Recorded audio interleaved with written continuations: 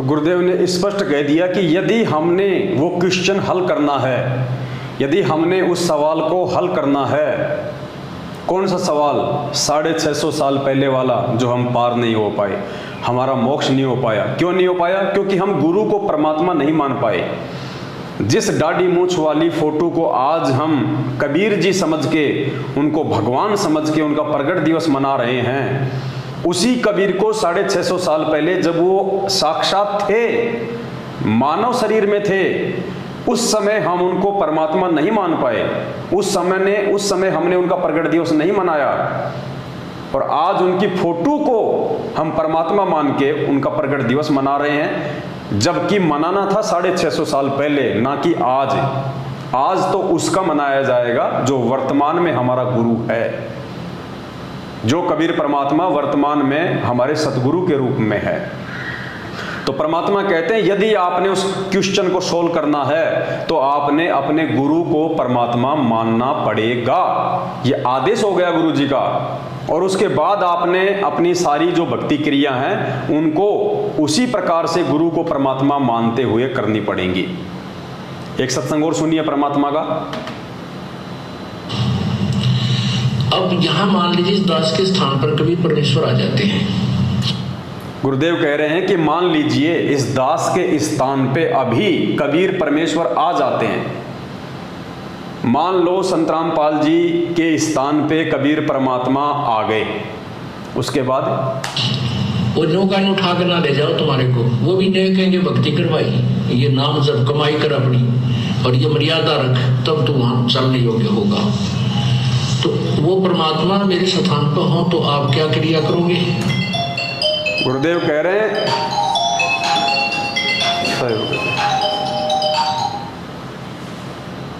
गुरु जी कह रहे हैं यदि वो कबीर परमात्मा मेरे स्थान पे हो तो आप जी क्या क्रिया करोगे? पुण्यात्माओं ये सवाल कर रहे हैं गुरु जी हमारे से।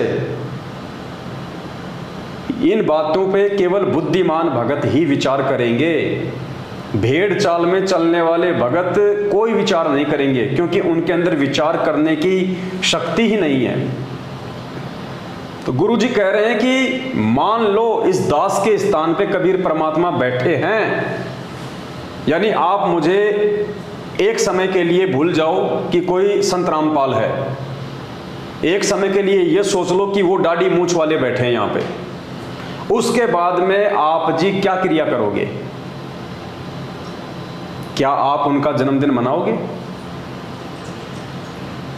क्या उस दाढ़ी मूछ वाले के रहते सहते क्या हम किसी और की फोटो का प्रगट दिवस मनाएंगे?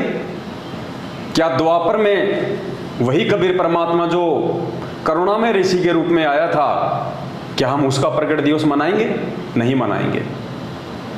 क्या हम त्रेता वाले मुनिंद्र का प्रगट दिवस मनाएंगे? नहीं। क्या हम सतयुग में सतसुकृत नाम से आए परमात्मा का प्रगट दिवस मनाएंगे? नहीं। क्यों नहीं मनाएंगे? क्योंकि हमारी जो बुद्धि जिस फोटो पे टिकी हुई है कि ये कबीर जी की फोटो है, वो यदि सामने हो उसी रूप में, हमारे गुरु के रूप में, तो हमारा और कहीं ध्यान जाएगा नहीं कि भाई यही परमात्मा है, यही वो सतगुरु है, यही ये भगवान है। तो पुण्यात्मा बस यही हमारी एकमात्र वो कमी है वर्तमान में कि हम अपने गुरु जी को कबीर जी के रूप में नहीं देख रहे। हम अपने गुरु जी के इस सत्संग रूपी आदेश को फॉलो नहीं कर रहे कि मान लो इस दास के स्थान पे कबीर परमेश्वर बैठे हैं। अगर हम गुरु जी के इस आदेश को मान लें तो हम जिंदगी में अपने गुरु जी के अलावा किसी भी दाढ़ी मूछ वाली फोटो का प्रगट दिवस नहीं मना सकते। क्या वो आप उसके साथ सामने आकर के वाद विवाद करोगे? क्या उसके सामने आकर के आप झूठ बोलोगे? क्या और मन में खोट रखोगे? नहीं। आंखों में आंसू आने को हो और नम्रता हो, भगवान खड़े, कहीं मेरे से कोई ऐसी क्रिया ना हो जाए जिससे भगवान के दिल को ठेस पहुंच जाए। इस भाव से आपको रहना होगा। जब यहाँ से आप जाओगे आगे इस दास के रूप में परमात्मा आपको मिलेगा, आपकी वहां फिर परीक्षा होगी। अब जैसी आपकी यहाँ मेरे साथ व्यवहार है ऐसा ही वहां भगवान के साथ करोगे, फिर वापस फिर ये डूब मरोगे। तो गुरुदेव कह रहे जैसा आज तुम मेरे साथ व्यवहार करोगे खाली अपना एक गुरुजी मान के, एक संत मान के, मेरा जन्मदिन मना के और मेरी आंखों के सामने दाढ़ी मूंछ वाली फोटो को परमात्मा मान के प्रगट दिवस मनाओगे तो ऐसा ही व्यवहार तुम त्रिकुटी पे करोगे और वहां तुम फेल हो जाओगे। और सुनिए एक सत्संग परमात्मा का, पुण्यात्माओं, एक बार नहीं हजारों बार पूज्य गुरुदेव जी ने हमारे को समझाने का प्रयास किया, हजारों बार। ये समझ लेना, हम नो मान लो कि इस दास के स्थान पर कबीर साहब बैठे हैं। गुरुदेव कह रहे हैं न्यू सोच लो इस दास के स्थान पे कबीर परमात्मा बैठे हैं।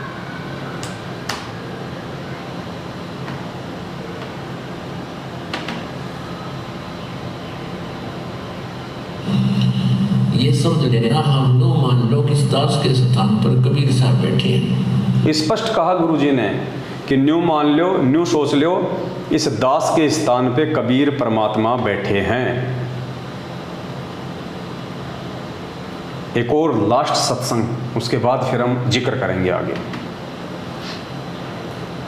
तो परमात्मा वहां जब जाएगा तो यहाँ ये सोचकर हमने गुरुदेव से डील करना चाहिए कि मान लियो भगवान बैठे हमारे सामने, भगवान के सामने कपट से बात नहीं की जा सकती। जो आदेश दे वो श्रोधार्य ही होना चाहिए, अपनी नहीं चलानी चाहिए, क्योंकि वो आपके हितैषी है, आपका बुरा नहीं चाहते, केवल भले के लिए आपको आदेश देंगे ऐसा नहीं करना, ऐसा नहीं करना, केवल ऐसा ही करना। स्पष्ट कह दिया गुरुजी ने कि न्यू सोच लो इस दास के स्थान पे कबीर परमात्मा बैठे हैं। तो पुण्यात्माओं, अब ये निर्णय आप और हम सभी भाई बहनों के स्वयं के ऊपर है कि हम 14 जून 2022 को हमारे पूज्य गुरुदेव जी जो कि साक्षात कबीर परमेश्वर हैं, 8 सितंबर 1951 को धरती पे आ चुके हैं और उनके रहते सहते उनकी आंखों के सामने यदि हम एक कागज़ के टुकड़े का प्रगट दिवस मना के और उसको यदि हम कबीर परमात्मा घोषित कर रहे हैं और मान रहे हैं तो ये अपने गुरुदेव की सबसे बड़ी बेइज्जती है। और जो जो व्यक्ति अपने गुरुदेव की बेइज्जती करेगा, निंदा चुगली करेगा, अपने गुरुदेव को एक कागज़ के टुकड़े से भी ज़्यादा नहीं समझेगा, पुण्यात्माओं आने वाले समय में उन आत्माओं के साथ में क्या होगा? क्या ऐसी आत्माएं मोक्ष प्राप्त करने के अधिकारी हैं जो अपने गुरुजी को परमात्मा नहीं मानती हैं? क्या ऐसी आत्मा जीते जी इस पृथ्वी लोक पे सुख प्राप्त करने के अधिकारी हैं जो साक्षात जिंदा रूप में उस कबीर परमेश्वर के होते हुए और उन्हीं की आंखों के सामने कागज़ के टुकड़े का प्रकट दिवस मना रही हैं? पुण्यात्माओं, ये सद्बुद्धि सिर्फ और सिर्फ साध संगतियों से ही संभव है। और जितने भी भाई बहन जो साध संगतियों में जुड़े हुए हैं वो केवल सतगुरु रामपाल जी भगवान को पूर्ण परमात्मा मान के, एकमात्र जगत गुरु मान के, भगवान मान के 8 सितंबर को उनका प्रकट दिवस मनाते हैं। 8 सितंबर को, क्योंकि 8 सितंबर 1951 के दिन गांव धनाना, जिला सोनीपत, हरियाणा की पावन भूमि पर वो पूर्ण परमात्मा कबीर देव, कबीर साहब सतलोक से चल के इस पृथ्वी पे हमारे सतगुरुदेव जी के रूप में प्रकट हुए हैं। तो जो बुद्धिमान आत्माएं हैं जिनका जिक्र गुरुदेव ने किया है कि हमारे लाखों भगत हो चुके हैं और हजारों की संख्या में बुद्धिमान हैं, तो जो बुद्धिमान हैं वो केवल 8 सितंबर को ही प्रकट दिवस मनाएंगे, ना कि 14 जून को एक कागज़ के टुकड़े को अपना भगवान मान के और वर्तमान के जिंदा कबीर सतगुरु रामपाल जी भगवान को दुखी करेंगे।